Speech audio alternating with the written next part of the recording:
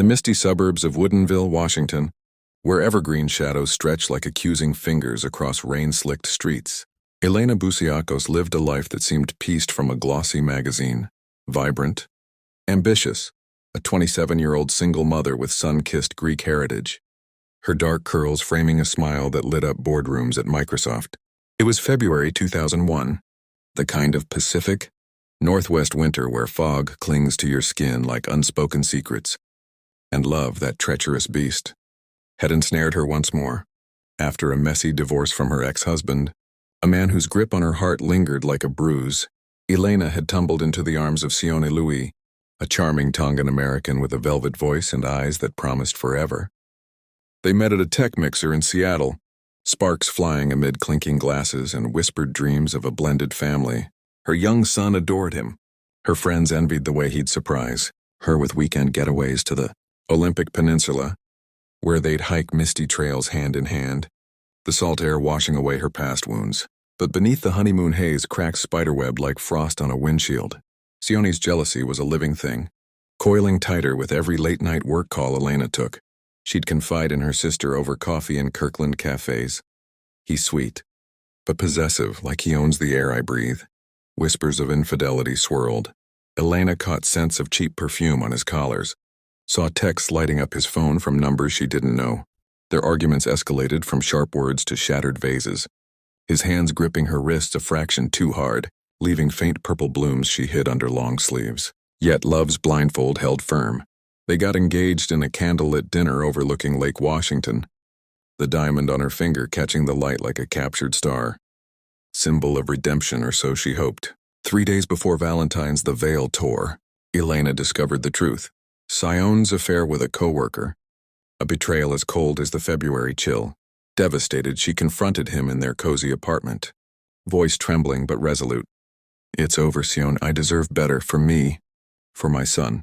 His face twisted not with remorse, but rage, a primal snarl that echoed the storm brewing outside. That night, February 2nd, she slipped out under the guise of a pet store errand in Seattle's University District, her heart pounding with the weight of freedom. She texted her ex-husband, "Running late, but excited to see you." It was the last anyone heard from her alive. Days blurred into agony for her family. Posters plastered telephone poles from Bellevue to Bothell. Missing Elaina Boussiacos, 5'6", olive skin, last seen in jeans and a red sweater. Sione played the anguished fiancé to perfection, joining searches, his tears glistening under news cameras. The trunk was opened on a rainy February evening, and the nightmare spilled out into the parking lot lights of Woodinville. Elena's body lay folded like a broken doll, her red scarf knotted so tight around her throat that the ligature mark cut a purple canyon into her olive skin. Bruises layered her neck in waves, first attack, second attack, third. Proof the killer returned again and again to make sure she was gone. Defensive wounds carved her palms. She had fought until her fingernails snapped. Worst of all, her beautiful engagement ring, the one Sione had slid onto her finger only weeks earlier, was missing. Pried off as she lay dying, Sione Lui played the grieving fiancé flawlessly. He cried on local news, clutching Elena's son while cameras rolled, begging the public for help. "Whoever did this took my whole world," he sobbed. But detectives noticed the cracks. His alibi collapsed like wet paper. Phone records placed him near the dump site, and friends remembered him bragging, "If she ever leaves me, no one else will have her." The most chilling discovery came from Elena's hidden diary, recovered from beneath her mattress. He said if I ever humiliated him, he'd make me disappear. Last night he wrapped his hands around my throat, just to show he could. I'm scared to sleep. For 6 frozen years the case went cold. Then in 2007 a pawnshop ticket surfaced in Seattle, the missing diamond. Ring engraved with Elena's initials had been sold for $800 by a man matching Sione's description. DNA under Elena's fingernails finally spoke her truth. A perfect match. When confronted, Sione's mask shattered. He claimed blackout rage, said she'd attacked him first, that the scarf just happened. Jurors didn't buy it. In 2009, Sione Lui was convicted of second-degree murder and sentenced to 22 years. Elena's son, now a teenager, read a victim impact statement that silenced the courtroom. You didn't just kill my mom. You taught me monsters wear smiles. But some say on quiet nights in Woodinville, when fog crawls low over the parking lots, you can still see a woman in a red sweater standing by an open trunk, waiting. Even behind bars, Sione Lui never showed remorse. In Washington State's Monroe Correctional Complex, he bragged to cellmates that Elaina got what she asked for. Guards nicknamed him Smiler because he'd flash that same charming grin he used on TV while describing how her, eyes bulged when the scarf tightened. But something shifted in 2014. Fellow inmates started waking to blood-curdling screams echoing from his cell at 3:17 a.m., exactly the estimated time of Elena's death. Sione claimed a woman with purple bruises around her throat stood at the foot of his bunk every night, whispering in Greek. He begged for protective custody, scribbling frantic apologies on prison notepads that were later found shredded, as if clawed by unseen hands. On October 31st, 2018, 17 years after the murder, Sione was found dead in his cell. Official cause: cardiac arrest at age 49, but the photos leaked by a guard tell a different story. Deep ligature marks, fresh and livid, circled his thick neck, identical to Elena's. No scarf, no rope, no weapon, just bruises that looked days old on a man who'd been alone in a locked cell. The medical examiner privately called it the worst case of spontaneous strangulation I've ever seen.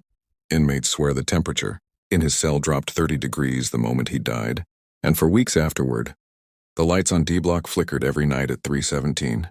Elena's son, now 27, the same age his mother was when she died, visited her grave on the anniversary. He placed the recovered engagement ring, bought back by the family, on her headstone. That night, for the first time in years, the prison went silent.